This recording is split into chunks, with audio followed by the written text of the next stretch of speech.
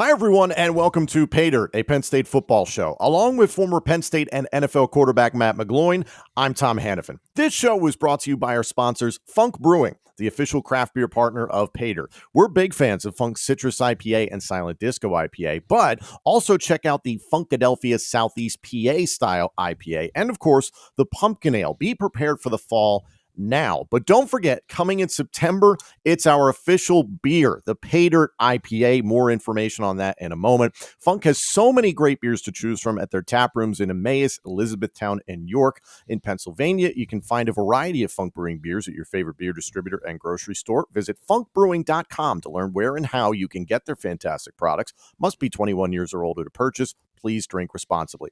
Also, PAYDIRT is brought to you by our partners at BetOnline, the fastest and easiest way to wager on all your favorite sports, contests, and events with first-to-market odds and lines. Find reviews and news for every league, including Major League Baseball, the NFL, NBA, NHL, combat sports, esports, and even golf.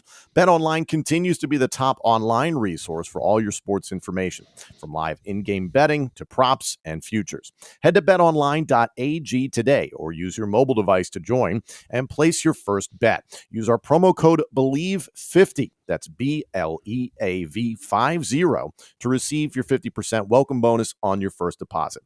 PAYDIRT is presented by BetOnline, where the game starts. Also, we invite you to head to shop.believe.com, that's shop.beleav.com, and search PAYDIRT for our two t-shirts. One has the official show logo over the heart. It comes in white, navy blue, and black. And the other is a navy blue t-shirt. It has the PAYDIRT word mark over the heart, and on the back, circa the 2012 Penn State football season, it has Matt McGloin's name and number. It's very fitting as this season of Nittany Lion football marks the 10-year anniversary of that team. So again, head to shop.believe.com. That's shop.beleav.com and search PAYDIRT for our two t-shirts. I want to thank you all for tuning in on ESPN Radio State College, as well as checking out the podcast version of this show presented by the Believe Network. It's available now on YouTube, Apple Podcasts, Spotify, TuneIn, and wherever else you get your podcasts. And of course, hit us up on Twitter and let us know what you think of the show at ESPN Radio 1037, at McGloin QB11, and at Tom Hannifan. In regards to our scheduling, now that the regular season is finally underway, we do have a slight change in regards to ESPN Radio State College. As of Friday, September 9th, we will be moving to a Monday-Friday release schedule for ESPN Radio State College. So on Mondays and Fridays, we'll be airing from 4 p.m. to 5 p.m. Eastern. There's information about that in the description of the show. But again, as of Friday, September 9th, we will be on ESPN Radio State College on Mondays and Fridays from 4 p.m. to 5 p.m. Eastern with previews and recaps of all the games throughout the season. And of course, as we continue to get these great interviews with people in and around the Penn State football program, those will be available in the podcast version. So it's really important that you subscribe, that you turn on notifications, like us, comment. It's just pay attention because the season's rolling and we've got a lot of stuff coming up. And speaking of which, Matt, our schedule is about to pick up because on Wednesday, September 14th, we're going to be doing a live version of the podcast at 5:30 p.m. Eastern from the Emmaus, Pennsylvania tap room of Funk Brewing. I know you're excited about this because we get to hang out and drink our beer.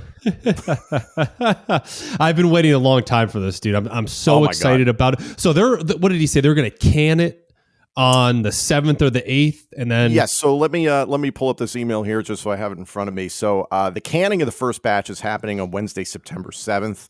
The second batch gets canned on Monday, September 12th. So what all of you listening and watching need to know is that the PAYDIRT IPA will be released in Funk Brewing's tap rooms and tasting rooms as of Thursday, September 8th. And we should start seeing it out in grocery stores and beer distributors as of Friday, September 16th. So, of course, head to funkbrewing.com for more information on that. But yeah, we're going to do a live version of the podcast at the Emmaus, Pennsylvania location on Wednesday, September 14th at 5:30 p.m. We'll go for about an hour. We're going to talk about Penn State football, probably going to have some of our beers. We're going to talk to Scott from Funk Brewing about the process and what's going on at Funk Brewing, the process of making our beer, because we're very selfish and we're very excited about our own beer. So, and if you're going, Tom, come with questions, come prepared. we'd love to hear from you, hear what you have to say about Penn State football, and answer any questions that you may have. Yeah. So we're stoked about this because Penn State football is freaking back. Thursday night, 8 p.m. Eastern, live on Fox. Penn State is on the road at Purdue to start the season. It's the 7th consecutive season Penn State has started Big Ten play on the road, and the 12th time in the last 13 years. James Franklin was very particular to point that out earlier this week. A little sore feelings there, as you can imagine. So the one thing I do want to point out, Matt, from the press conference we saw earlier this week with James Franklin, was the biggest headline was the announcement that the number 2 quarterback behind Sean Clifford will be Drew Aller. What did you think of this announcement? It's just similar, it's similar to like what Michigan is doing right now, I think, right? We're talking about quarterback competition, where when you look at Michigan, Tom, one quarterback led their team to 12-2, Big Ten championship game and a playoff berth, and the other one had certain packages week in and week out where we saw limited game action, and he did some good things, did some okay things. But now I saw Jim Harbaugh made the announcement, Cade McNamara is going to start week 1, JJ McCarthy is going to start week 2. And for me, it's just kind of like, why? One guy was a leader. He was your quarterback week in and week out, right? He was a captain and a leader on a players-led team. I'm not saying the other guy isn't capable of being a good quarterback one day, but for me, it just seems like it's more about keeping your players happy. Right. J.J. McCarthy as opposed to Cade McNamara. I see your point. Rather than just saying, here's what it is. We love you as a player. We love you as a competitor. One day your time will come, but you just need to be patient right now. Is that what we're seeing now at Penn State with Aller being named the backup, Tom? Because from what I saw in the spring game, Veilleux was way ahead of Aller and Pribula. Mm-hmm. Just from a presence standpoint. The way he was moving, his footwork, with the way he was throwing the football, it just seemed like the 2 younger quarterbacks, it was happening so fast, right? They were a step behind. They weren't sure where to go in certain situations against certain defenses. And so, Tom, do you think they've made that much of a jump over the past few months? Because, look, here's the question you need to ask yourself, Tom. God forbid Sean Clifford gets injured again, right? First off, as a backup quarterback or running back, whatever you are, you never want to earn your job by somebody else getting hurt. You always want to feel like you've earned your job because you are the best player. But God forbid Sean gets injured or anything like that. Well, first, if that happens, they're done. They have no chance this year because that's how much better Sean is than every other quarterback on that roster right now. But I'm curious to see if it actually would be Aller who steps on the field in that situation. Here's what I found interesting. This only came up in the press conference because a member of the media asked, is Christian Veilleux the solidified as the backup quarterback? And it speaks to the outside perspective because everything that we've heard since Drew Aller showed up on campus was that one thing that we heard was not physically ready. That Bo Pribula was actually more physically prepared for we talked about that level. In the spring, after the spring game. Oh, absolutely. Yep. That Drew Aller was just not ready physically. It's like, okay, he's a freshman. He still needs time. It doesn't matter how many stars are next to his name. We've not heard anything in regards to Drew Aller making some big jump or whatever. So you can understand Penn State keeping things in-house. But I kind of tend to lean towards what you said, is that this is more of a political move than it is truly this is the number 2 guy, because everything that we've heard and seen is that Christian Veilleux has looked sharp, not necessarily enough to unseat Sean Clifford. If anything, most of the reports were saying that in terms of flashes throughout the winter and throughout spring and summer, that there were more from Veilleux and Pribula than there were from Aller. So this is a big headline, obviously, because Drew Aller is a big-time recruit.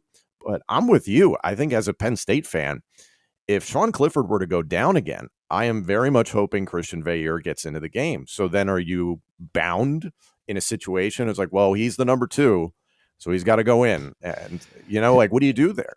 I'll try to make it as simple as I can with this, Tom. If Penn State is winning a game 45-10, Allard will be the next one in. If they need a backup to play a game, to start a game where they need to win, I think it'll be Veer. Unfortunately, you have 2 games in September, Ohio and Central Michigan. Hey, let's throw some of the newer guys out there, the younger guys out there, and see what happens. But this is going to be exciting. So the season starts at Purdue. You have picked Purdue to win the West, which is not an unpopular opinion, by the way. Purdue looks like they're well-positioned. The West is always kind of a grab bag. I know you're going to have Wisconsin, Minnesota, Iowa perpetually in the mix there, but there's a lot of competition in the West this year. When you look at what Purdue does, let's focus on offense first, behind Aiden O'Connell at quarterback. What do you like about what the Boilermakers do? Yeah, here, let me start with this, Tom, because I'm not sure if you've seen this news or not. So Wednesday, the day this podcast will air, they're going to reveal renderings of a $45.4 million Ross-Ade Stadium renovations that are going to take place after the 2022 season. Like, when I look at that, I just think of the investment this school is making into that football program, supporting Jeff Brom for all these years now, right? He had the chance to leave and he didn't. That was years ago, though. So this program is on its way back, or they're there now, or whichever way you want to look at it. Purdue isn't the Purdue we've seen, 7, 8, 9, 10 years really ago, right? This is a program where 8, 9, 10 wins, which I think they can get to 10 wins this year. It will become the norm for this program moving forward if they can convince Jeff Brom to stay there years and years from now, which is going to be difficult to do. Let's be honest there. But helpful to have his brother there as the offensive coordinator, quarterbacks coach. Brian Brom has an excellent resume. Well, and why I'm so high on this team right now is because of the experience that they have back. They have 8 defensive starters back. They have 6 offensive starters back. They've got Charlie Jones and Tyrone Tracy transferring in. That adds so much depth to that wide receiver room of Brock Thompson and TJ Sheffield. Don't forget about tight end Payne Durham as well. There's so many weapons that Aiden O'Connell has that he could just pick you apart and slowly march his way downfield. This offensive line is stacked as well. They have 3 guys returning: Hartwig, Holstage, and Eric Miller, right? They're very high on a young sophomore and Marcus Bowe. They have 2 transfers in at the offensive line spot as well. I mean, this team is deep, Tom. They have a lot of experience. They have a lot of talent. And I mentioned what they're doing on Wednesday, revealing what the plans are for the future of that stadium, right? They're building something there. They're creating this atmosphere. They're creating this environment that Purdue football is back. Thursday night is going to be fantastic. It's going to be electric. And I know you brought up Penn State starting, on the road 12 of the last 13 years in Big Ten play. This is one of the more difficult. This will be one of the more difficult atmospheres that they have to play in. Yeah, they're doing a blackout. Big noon kickoff from Fox is going to be there. All eyes are on this because, granted the college football season kicked off officially last weekend, but this is really the beginning of the first true big college football weekend getting started this season. And it kicks off with Penn State at Purdue. To the point about Aiden O'Connell, and you talked about, trying to bring things back. Aiden O'Connell last year set records in that he set the highest completion percentage in a single season for a quarterback at 72%. Mind you, this is a university that's had a guy named Drew Brees come through, Kyle Orton, Curtis Painter. It's been a little while since you've seen quarterbacks of that ilk, but there were points last season, Matt, that you saw 3 quarterbacks get trotted out on the field, and there really was not a big dip in production. You credit that to Jeff Brom and his system, and now Brian Brom is at the helm as offensive coordinator, obviously. But the thing about the vertical passing game with Purdue is that Aiden O'Connell is extraordinarily efficient and extraordinarily accurate, and they have so many different weapons. So with Manny Diaz now as the defensive coordinator for Penn State, There's talk about the 3 safety look. There's talk about only 2 linebackers on the field. How do you think Penn State's defense is going to respond to that vertical passing game? Yeah. So here's my thing too, and I'll start with Penn State's. I love that laugh. That doesn't make me feel bad at all. Here's my thing. Look, because obviously Penn State is one of the strongest secondaries, and not just in the Big Ten, but all of America. True. Right? That's how talented that group is. I'll start with the defensive line at Penn State, Tom. They're legit 5-6 deep on that D line. Like, all those guys are starters, starting potential, which is massive for this game, because you need pressure. You need quick pressure, but you need depth because of how experienced O'Connell is and how fast he's going to be able to get that football out of his hands. Right, the guy's going to be able to understand coverage. He's got to be able to understand situational play, process the information, know when to take chances, know when not to take chances, Tom. And one of the worst things for defensive linemen, one thing that drives them crazy, is a quarterback that gets the ball out of his hands. A guy that doesn't hold on to the football because they're pass rushing, they're working. And all of a sudden they break free, the ball's already out of his hand. Right? They get tired. The energy goes away. So being deep and having depth at that defensive line position is very big in a game like this, right? Tarburton, Isaac, Chop Robinson, Vilbert, Dennis Sutton, Mustapher is back. Right? Mustapher's a full go as of all reports for Thursday night, which is great. That is going to be huge, is the rotation aspect of it for Penn State's defensive line, how quick Manny Diaz can get guys in and out of the football game during drives, because guys are going to be gassed. And the way I see, we talked about the secondary, Tom, the way I see this game playing out is, if I'm Aiden O'Connell, I'm working inside, I'm working quick game, and I'm just marching right down the field. And it's it's nothing against, anything Penn State, anybody on Penn State defensive side of the ball, or anything Manny Diaz is going to do defensively. It's just matchup for me. Where are my matchups? Where can I expose you? Where can I go after you? Where can I stand here and go, I'm going right there, I'm going right there, right? Tyler Elton, we know, has won the job, right? If I'm Aiden O'Connell, linebacker. Yep. I'm finding that matchup. I'm finding Jonathan Sutherland in the pass game, right? He's somewhat new to that hybrid role, hybrid position, right? If I'm Jeff Brom and I'm Aiden O'Connell, there's my matchup all night. Inside quick stuff, because we know Purdue, right, maybe early on, they'll run it with King and try to establish somewhat of a run. But in a game like this, Tom, if it's not going, you got to abandon it. And that's fine, because Purdue is used to doing that. So what do? They'll go to quick game. Quick game will act like the run game, right? Inch their way downfield, get to third, manageable, sustain football drives. I think that's going to be the name of the game for Purdue on Thursday night.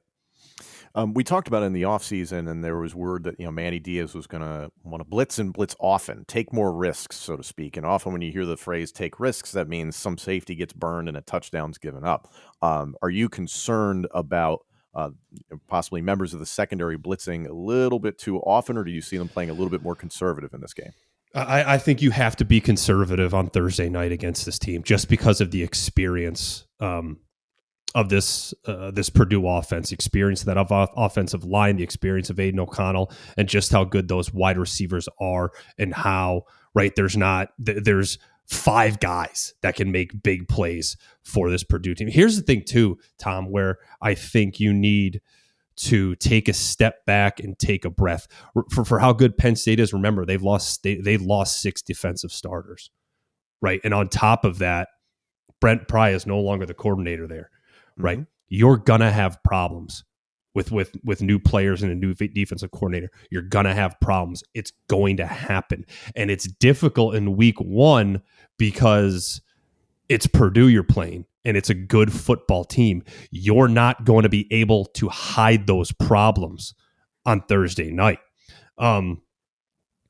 I'm interested to see what it looks like. I really am. It's just I'm trying to put myself back in that spot and thinking, what is Manny Diaz going to do, right? Because we know Penn's, like, defensively, how talented they are and how good they match up. But what it's going to come down to is whose game plan is better. Has Manny Diaz gotten his message across to his defense? Do they understand it? Do they know what their role is? Do they know what their job is? Can the D-line keep up with the passing attack of Purdue? Quick game, short passes, right? Again, that's brutal on your defense. So there's certainly a lot to look for I think we're going to have a pretty good idea of where Penn State is at defensively within the first few drives of this game. Are you a fan of rivalries? Are you a fan of smack talk? Do you like to stand out from the crowd at tailgates? If so, head over to Smack Apparel and check out what their team is geared up for this football season. Their Let There Be White tee is the perfect gear for those famous whiteout games at Beaver Stadium. Or get straight to the point with the worst tee for all the Ohio State haters out there. Smack Apparel makes the gear that'll have everyone asking where you got it. They have the must-have tees for all your teams, including pro football, baseball, basketball. Every fan is covered. Head over to their website, smackapparel.com, and use the promo code PAYDIRT at checkout for 10% off. Again, that's smackapparel.com, promo code PAYDIRT at checkout. Why wear boring when you can wear smack? Flat should describe your TV, not your TV sound. Experience your entertainment like never before with the new Sonos Ray. This compact and easy-to-use soundbar puts you at the center of shows, movies, games, and more with crisp highs and precisely balanced bass. Breeze through setup with help from the Sonos app. You can even use your own remote for control. And when the TV is off, stream music, radio, podcasts, and audiobooks from all your favorite services. Visit Sonos.com. That's Sonos.com to learn more. And let's not forget, it's a big thing the first 2-3 weeks of the season. This is not the preseason, but it's basically the preseason that you're shaking off any potential rust. You're getting used to playing in games again. So you're going to see situations where there's offsides penalties, too many men on the field penalties. And Penn State was killed by penalties a lot of last season. Not saying they're going to be guilty of that against Purdue, but on the road, loud environment, what we expect at Purdue, this is going to be a challenge for Penn State, just like it was at Wisconsin last year. But again, a very different team. You and I have talked about it. That was a bend but don't break defense, and a lot of guys are now playing on Sundays in the National Football League. So this is going to be very different. I really don't expect this to be a bend but don't break defense. I could potentially see, especially against Purdue, Penn State giving up several touchdowns, but then it's on your offense to counter that accordingly and just maybe making the right stop at the right time late in the game if you're on the defensive side of the ball for Penn State. So there's a lot that can happen here, and that Manny Diaz style is a little riskier. So we'll see how risky it is on Thursday night.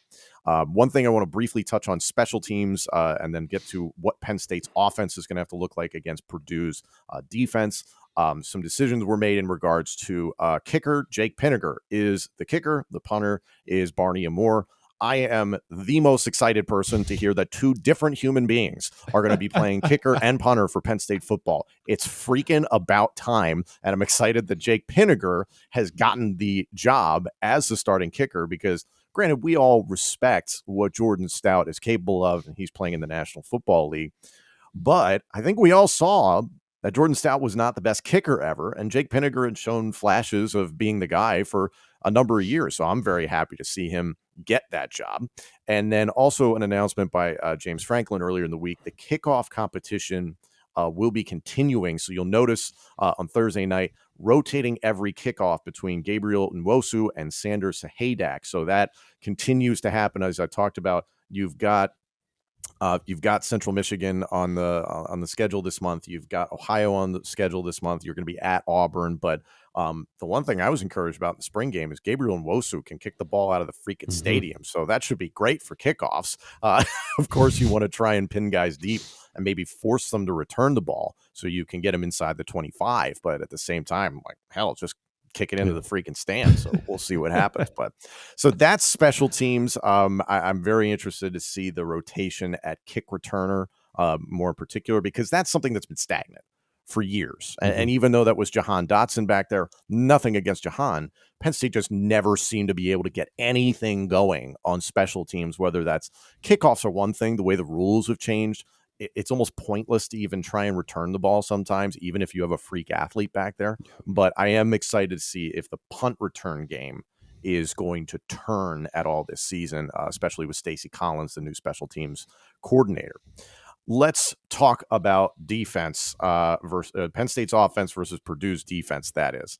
Sean Clifford at the helm is going to be facing a lot of cover zero from this Purdue Boilermakers secondary. You and I talked a lot about it last year, and it was kind of in the lead up to Iowa, and then it was shown throughout the Iowa game last year that Sean Clifford versus zone is money.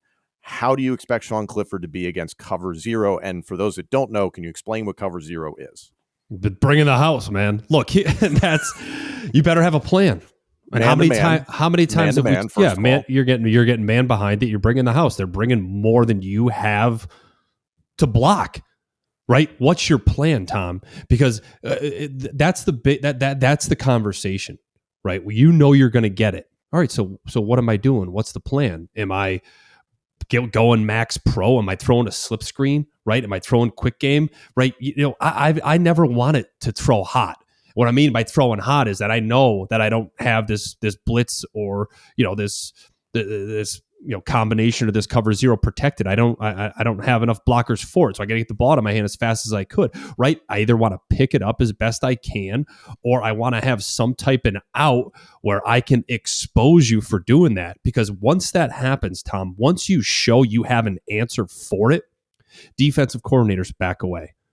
All right, well, if I do this, Tom, let's see what he does. Let's see if he's got an answer to it. All right, he's got an answer for it too. Let me cross that out. I'm not doing that again. Right?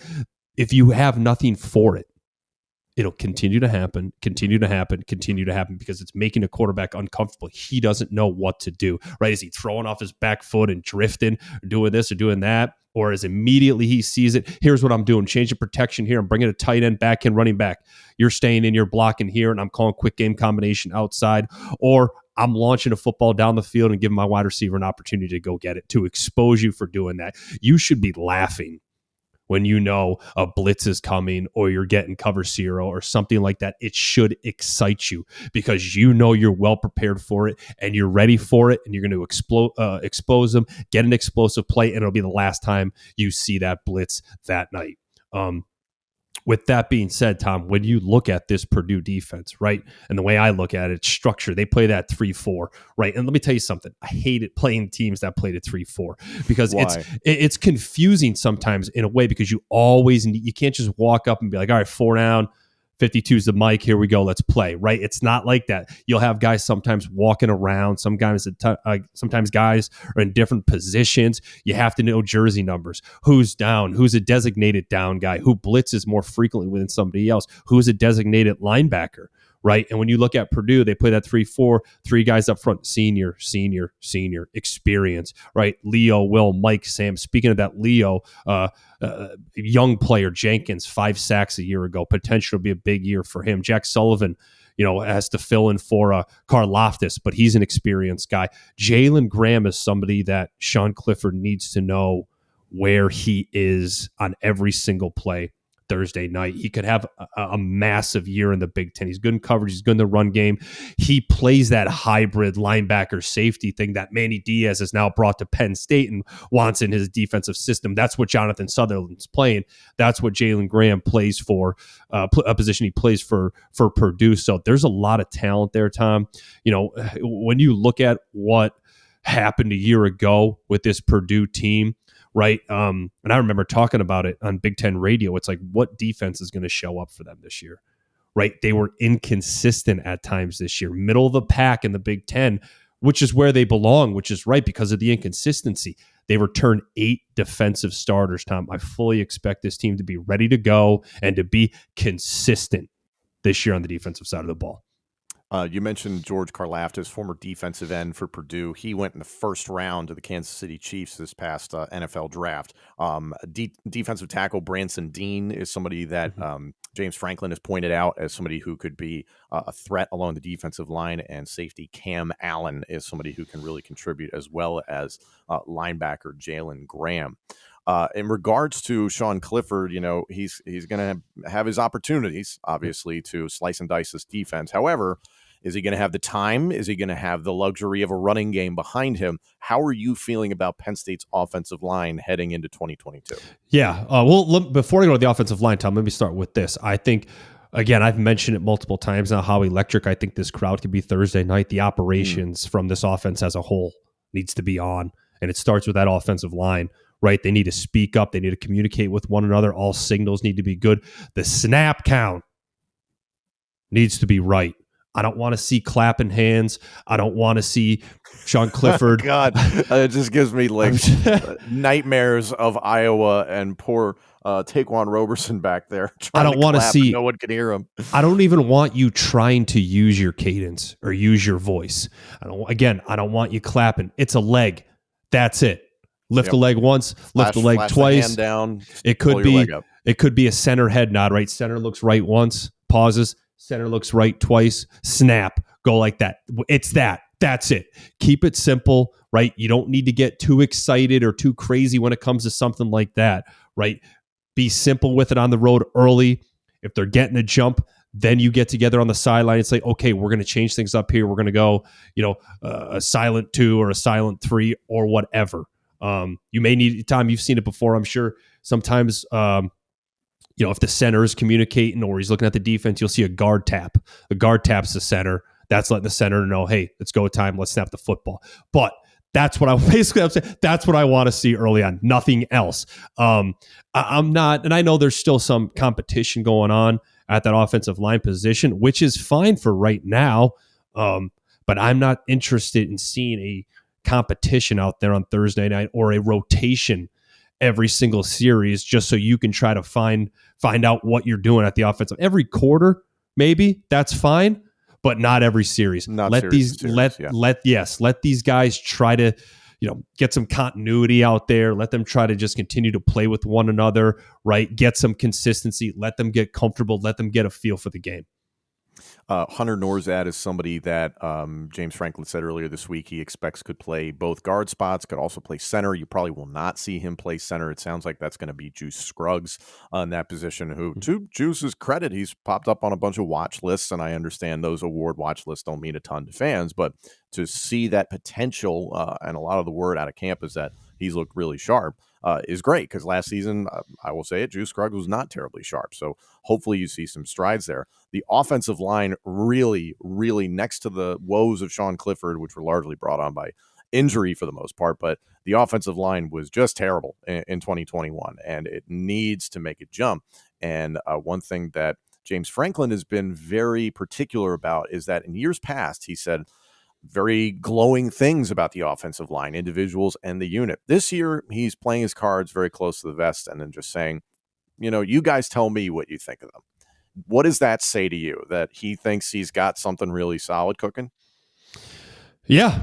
I mean, there's no excuse anymore, right? We've already talked about this, Tom, on a previous podcast. They have 4 guys that are solidified on the offensive line that we think at least that they should have known. These are the 4 guys since training camp has started. These guys have practiced together. They should know what to expect from one another. And the way it seems like they've handled the competition at the guard spot is that there's been 3 guys rotating in and out. So like that's fine in that sense, as long as those 4 are solidified. So I'm not expecting growing pains there anymore. I'm just not. There's nothing else to point to where you can say, oh, it's this, it's that, it's this. If it's not good Thursday night, it's on James Franklin, it's on Mike Yurcich, and it's on Phil Trautwein. It's as simple as that. And it falls on the coaching of it, the coaching of that positional group itself, and the coaching of the run game. That's what it falls on. And here's the thing too, I mentioned the run game. If they can't run, and look, how many times have we said this? If they can't run it well Thursday night, they're going to lose. You need to be able to manage this game as an offense if you're Penn State. Do not get into a shootout with the Purdue Boilermakers. You can't go 3 and out. You can't continue to punt and play field position or give them the ball back. They're too explosive. They're too good. You can't continue to, you certainly can't turn the football over. You can't give them opportunities, Tom. And again, a big point in this game when it comes to the run game. Kevon Lee, Nick Singleton, Katron Allen. What is the combination? How are you going to use those guys? How are you going to use those players? Do you trust guys like Singleton and Allen enough to say, hey, it's 3rd and 7, obvious passing down, go in there and block, right? Do they know what's going on in terms of the pass protection and things like that? Because that may sound silly to say, but those are things that you could that you think of. So it's certainly going to be interesting. It's going to be fun to watch. The talent is there.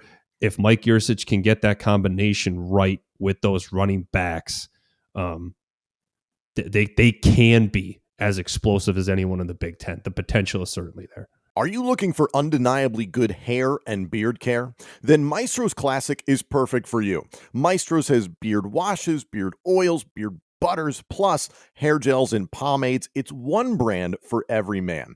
Visit maestrosclassic.com. That's MAESTROS classic.com and use our promo code PAYDIRT15 PAYDIRT15 at checkout for 15% off your order. Maestro's Classic, crafting a better you. I will say this just to wrap up on the offensive line. This Purdue front seven, there's talent, but This is not the best pass rush that you will see all season. So if you see this offensive line struggle against Purdue, give up sacks, give up pressures, allow Purdue players into the backfield on a regular basis to blow up running plays or what have you, be concerned. Because this is not a bad Purdue front seven, as I mentioned. This is not a bad Purdue defense, but there will be better ones that Penn State's got to face this season. And here's the thing too, Tom, real quick, with that Purdue defense, they're looking for consistency this year, and that's all they need. I'm not saying they're Ohio State from 2021. I'm not saying that at all, because the way Ohio State beat teams last year was, we're just going to outscore you, and we're going to play average defense. So if you want to beat us, you better score 50. I'm not saying Purdue is that team. But if Purdue takes an approach similar to that, where it's like, we're going to play tough, solid defense, we'll get turnovers here and there, we'll limit explosive plays, keep everything in front of us, rally and make tackles, and score big points on offense, they're going to be tough to beat. Let's talk about the running backs that you just touched on, as we have a couple minutes left here. So Nick Singleton is getting a lot of attention, as is Katron Allen, the two incoming freshmen. Nick Singleton, by James Franklin, was saying earlier this week during his press conference, said, quote, "Nick has a chance to go 80 yards at any point in the game. We haven't heard that in a minute in regards to a Penn State running back." That's fantastic. Katron Allen was described as, quote, "the surprise of training camp" in terms of his production and big playability as well. Katron's nickname is Fat Man, by the way, so I'm very excited to see how the bigger guy back there behaves. You've got Kevon Lee, of course, and James Franklin continues to insist that Devin Ford will have a role and is kind of the forgotten man, but could have a role. Maybe that's in pass protection. We expect to see Ford in special teams as well. Is this a turning point in the history of Penn State running backs that we're actually seeing some excitement for the first time since Miles Sanders and before him, Saquon Barkley? It should be, dude. I'm excited about the talent. I really am. And he's right. Singleton, from things we saw at the spring game or things we've been able to hear, like if he gets out, there's nobody if he gets outside, nobody's in the stadium is going to catch him. You know what I mean? And that, when you have Kevon Lee, a one-cut downhill, big physical back, Katron Allen as well is a physical running back. If you can combine all that together, where it's pound the football with Kevon Lee, pound the football with Katron Allen, next thing you know, Nick Singleton runs out of the field and it's a toss or outside zone. He makes one cut, nobody's catching him, right? It's such a dangerous combination to have if you can use it the right way. And it's a big if for Penn State, because again, running game struggled a year ago. They couldn't get better week in and week out. So, Tom, forgive me right now if I'm a bit uncertain as to whether or not I think this run game is going to be good or not. I just don't know until we see what that offense looks like Thursday. Yeah, well, it all hinges on the offensive line. It entirely hinges on the offensive line, and it's a really old, boring cliche, but if you cannot move people off the ball and you cannot pass protect, nothing's really going to happen. That was the entirety of the 2021 season. I know a lot of people want to hang the issues for the offense on Sean Clifford and all the injuries that he dealt with, but really the number one problem, the public enemy number one, was the offensive line for Penn State. And the investment in the running backs, the investment in the recruiting there is great, and it looks good on paper. And now it's show me. It's a show me instance. And if we're playing on the road at Purdue, Penn State fans, I think, should feel confident that there will be opportunities to run the ball. We talked about this is a tough Purdue defense. You are going to have to really earn everything, but at the same time, you should be able to move people off the ball. This is not a defense that is really prepared to stop the run and really get entrenched in there like a Wisconsin or an Iowa or a Michigan. This is a little bit more spread out as a defense. So those opportunities should be there and would really take the load off of Sean Clifford going into this game. You know, this game, it's going to be close. And look, when I look at it, Penn State should win. They're better than Purdue on both sides of the ball. This should be a game where Sean Clifford can throw for 330, right? Washington, Tinsley, Lambert Smith, year 6 as a quarterback, you know, in this Penn State program. Experience, he's a captain, he's a leader. Year 2 in the Mike Yurcich system. There's no reason why Sean Clifford in this offense, at least passing wise, can't come out of the gate hot and throw the football all over the place. What it comes down to, Tom, is what in this game is what James Franklin does in some critical moments, right? 4th down, field goals, being able to understand we're on the road, week 1. What do we do in these big moments? You know, I would make Purdue work for everything. Again, limit big plays. I'd let them be patient. As I talked about what their game plan should be, is be patient, right? I'd let them do it, and I would wait for a mistake to be made by them instead of trying to force the issue and bring the house and bring pressure. To your point about this game being close, according to ESPN.com, their predicted over-under is 53.5. The money line for Penn State is -170, and the spread for Penn State is -3.5. So the pundits seem to agree with you that, yep, this will be close, and this could potentially be high scoring. I expect to see multiple touchdowns for both teams. So this Thursday night, September 1st, Penn State opens up on the road at the Purdue Boilermakers. The game is live at 8 p.m. Eastern on Fox. The last 2 years have been exactly 500, and we here at PAYDIRT are extraordinarily hopeful that this is the beginning of a good 2022 season. It all starts at Purdue. Thank you all so much for joining us. We will be getting you a reaction episode this Friday, so you guys can look out for that. Again, please subscribe, turn on notifications, comment, and like us. And again, we'll be back on ESPN Radio State College on Mondays and Fridays as of September 9th. Thank you very much, and we'll see you next week. Go Penn State against Purdue. Thank you all so much for joining us. We'll be back on ESPN Radio State College on Fridays and Mondays from 4 p.m. to 5 p.m. Eastern, beginning on Friday, September 9th. If you want to check out the podcast version of the show presented by the Believe Network, this episode and our entire library of shows is available now on YouTube, Apple Podcasts, Spotify, TuneIn, and wherever else you get your podcasts. And of course, let us know what you think of the show on Twitter, at ESPN Radio 1037, at McGloin QB11, and at Tom Hannifan. PAYDIRT is presented by BetOnline and by Funk Brewing. Thanks again, everyone, and join us next week for more PAYDIRT.